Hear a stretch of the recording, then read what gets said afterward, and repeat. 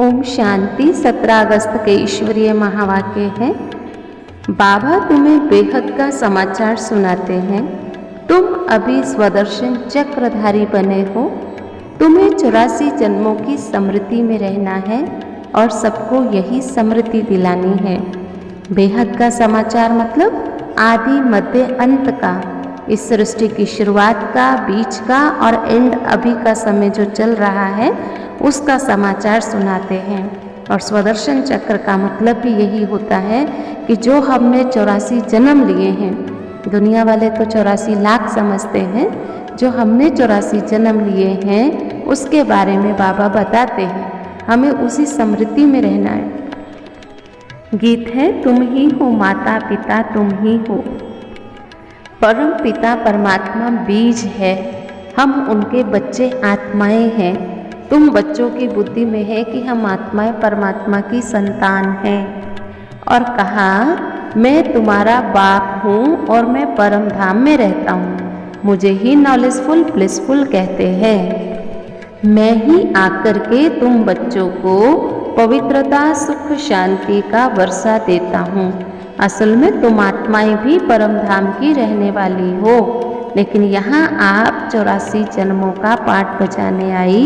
दुनिया ने 84 लाख कह दिया, तो बुद्धि में अच्छी तरह यथार्थ रीति तुमको पता होना चाहिए, जो तुम दूसरों को भी अच्छी रीति समझा सको कि हमने 84 जन्म कैसे लिए, कौन से युग में कितने जन्म लिए। इसी को ही स्वदर्शन चक्रधारी कहा जाता है। अभी संगम युग पर जो ब्राह्मण बने हैं वह फिर देवता बनते हैं, वही क्षत्रिय बनते हैं, फिर वैश्य शूद्र भी बनते हैं। ऊंचे ते ऊंचे बाबा ने हमें ये बातें बहुत अच्छी रीति समझाई हैं। यह कर्म भूमि है, यहाँ कर्म तो करना ही पड़ता है। परम पिता परमात्मा भी जब ब्रह्मा बाबा के तन में आते हैं, आकर के हमें समझाने का कर्म करते हैं। और शिव बाबा जो ब्रह्मा तन के द्वारा समझाते हैं उसको ही सच्ची गीता कहा जाता है। बाकी ड्रामा अनुसार हर एक को अपने अपने समय पर आना ही है। बाबा बैठ समझाते, सृष्टि के आदि से पहले पहले कौन थे, फिर अंत में हम कौन बने।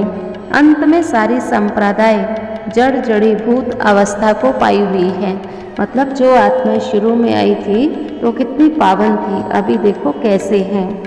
इसीलिए पतित पावन बाप अंत में ही आते हैं और आकर के हमें पावन बनाते हैं।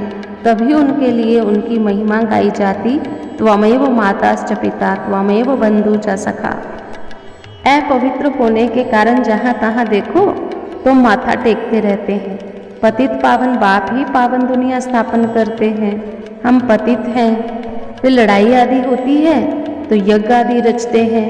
बाबा ने कहा, यज्ञ किसके लिए रचते हैं? शांति के लिए। मंत्र भी जपते हैं, परंतु शांति का अर्थ तो उनको पता ही नहीं है। तो बड़ा सहज, गॉड फादर है, हम उनके बच्चे हैं, वो शांति का सागर है, हम शांत स्वरूप हैं। शिव बाबा कहते हैं, तुम हो लकी सितारे, हे सालिग्रामों, तुम आत्माओं की बुद्धि में ये ज्ञान डालता हूँ। आत्मा सुनती है, परमात्मा बाप सुनाते हैं ब्रह्मा मुख के द्वारा। हम सभी आत्माएं दूर देश यानी परम धाम से आई हैं, तो हमारे लिए ये फॉरेन है। सूर्य चांद से भी पार हमारा घर है, वहाँ कोई किसी प्रकार का गम नहीं है। अब तुम आत्माओं को अपने घर की याद आई है तो तुम्हें खुशी होनी चाहिए। बाबा का घर सो अपना घर। बाबा ने कहा, मुझे याद करो, अपने घर यानी परम धाम मुक्ति धाम को याद करो। लेकिन साइंस घमंडी तो बिल्कुल इन बातों को जानते नहीं हैं। बाबा को तरस पड़ता है, उन्हों के कानों में कुछ कुछ तो पड़ता रे। शिव बाबा को याद करे, दे अभिमान टूट जाए, नर से नारायण बनने की यह सत्य कथा है। फिर बाबा ने एक बात समझाई कि देखो, तुम सरकारी नौकरी 8 घंटा करते हो और यहाँ तो बहुत ऊंची कमाई है। कहीं भी जाओ बुद्धि से शिव बाबा को याद करते रहो। तुम तो कर्म योगी हो। बूढ़ियों को देखकर मैं बहुत खुश होता हूँ, क्योंकि ये हमारी हमजिन्स है। अविनाशी ज्ञान बाबा अविनाशी सर्जन बन के हमें ज्ञान इंजेक्शन देते हैं। इसीलिए कहा गया, सतगुरु दिया ज्ञान अज्ञान अंधेर विनाश। वरदान, अटूट निश्चय के आधार पर विजय का अनुभव करने वाले सदा हर्षित निश्चिंत भव। निश्चय की निशानी है मनसा वाचा कर्मणा, संबंध संपर्क हर बात में सहज विजयी। जहाँ निश्चय अटूट है वहाँ विजय की भावी टल नहीं सकती। ऐसे निश्चय बुद्धि ही सदा हर्षित और निश्चिंत रहेंगे।